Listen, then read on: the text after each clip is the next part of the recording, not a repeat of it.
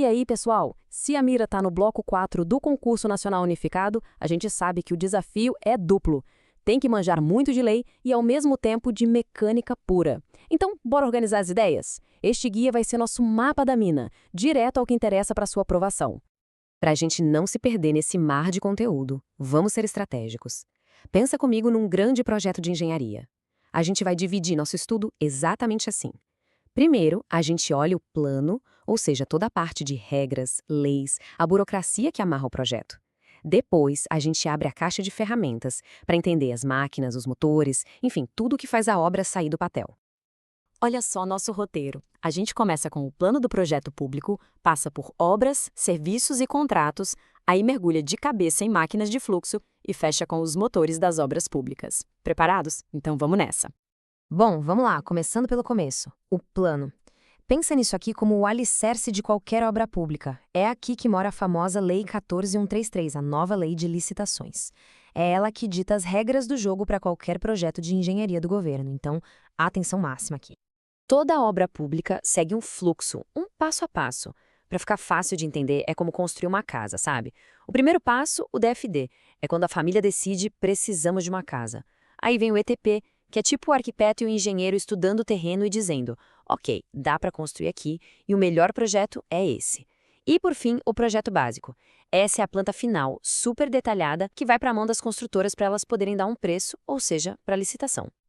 Agora, atenção! Isso aqui é o tipo de coisa que a banca adora cobrar para confundir. Qual a diferença entre anteprojeto, projeto básico e projeto executivo? É mais simples do que parece. Mas o que você precisa gravar a fogo é o seguinte: projeto básico é para licitar, é com ele que a empresa dá o preço. Já o projeto executivo, esse é para construir, é o manual de instruções da obra. Básico para licitar, executivo para construir. Fechado? Ok, vamos para a segunda parte do nosso plano, obras, serviços e contratos. E olha, aqui tem um detalhe que muda tudo. A forma como a lei classifica um projeto, se é uma obra ou um serviço, define completamente as regras do jogo, principalmente o tipo de licitação. É um detalhe que pode derrubar candidato desatento. E anota aí, porque isso aqui despenca em prova. A lógica é super clara. Se o serviço é comum, padronizado, tipo uma manutenção de rotina, a modalidade é o pregão, que é mais rápido, mais direto. Agora, se a gente está falando de uma obra, que é algo que inova, que transforma, ou de um serviço especial que é super complexo, aí não tem jeito. A licitação tem que ser por concorrência, que é um processo bem mais detalhado e rigoroso. Beleza, e o contrato? Preço global ou unitário? A escolha depende do nível de incerteza do projeto. Pensa assim, se você tem um projeto redondinho, super detalhado, tipo um prédio, sem surpresas, você vai de preço global. O preço é fechado para a obra toda. Agora, e se for uma terraplanagem ou uma fundação, onde você pode encontrar uma rocha no meio do caminho? Aí o risco é alto, né? Nesses casos, o ideal é o preço unitário. Você paga pelo que é efetivamente medido, por metro cúbico escavado, por exemplo. Simples assim, certeza, preço global. Incerteza, preço unitário.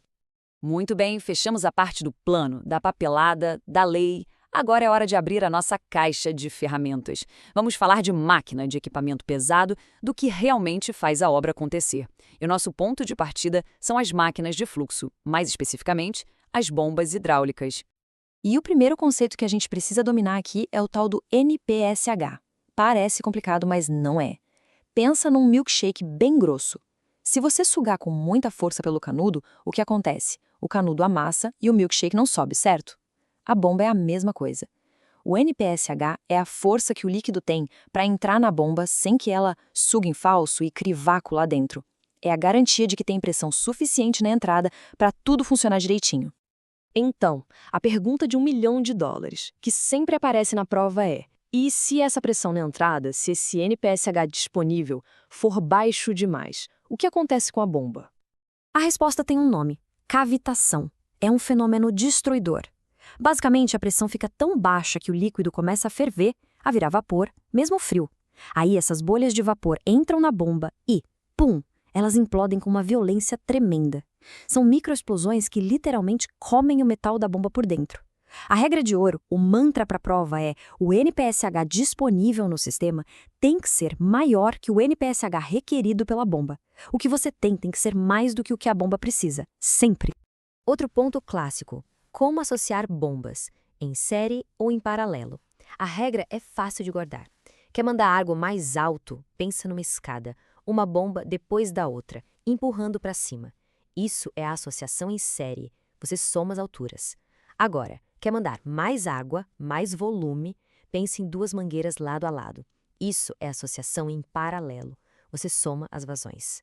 Série para altura, paralelo para vazão. Não tem como errar.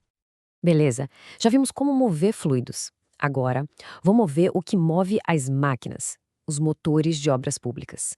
E aqui, a gente precisa entender o coração deles, os dois principais ciclos termodinâmicos que caem em toda prova de mecânica.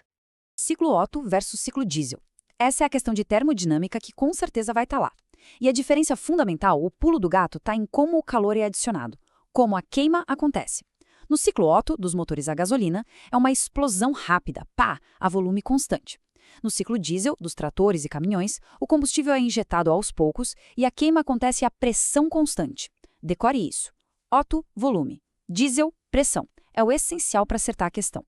E falando em motor, a gente precisa entender o que dá potência para ele. Um dos fatores principais é a tal da taxa de compressão. É bem intuitivo, na verdade. É o quanto o pistão espreme a mistura de ar e combustível antes da explosão. Quanto maior for esse aperto, essa compressão, mais potente e mais eficiente vai ser a explosão. É por isso que motores a diesel, com taxas de compressão altíssimas, têm tanto torque. Então, para a gente amarrar tudo, qual é a grande lição? O segredo do sucesso, tanto na prova quanto na vida real de um engenheiro, é dominar esses dois mundos, o plano e a caixa de ferramentas. Não adianta nada ser um gênio da lei de licitações se não entende de bomba. E também não adianta ser um mestre dos motores se não sabe como fazer um contrato. É o conjunto que faz a diferença. E para fechar, fica aqui uma provocação para a gente pensar. Em uma grande obra pública, o que é mais perigoso? O que pode causar um desastre maior? Um erro no plano, lá no papel, na fase de licitação, ou uma falha na caixa de ferramentas, uma máquina que quebra no meio da execução? Fica aí a reflexão.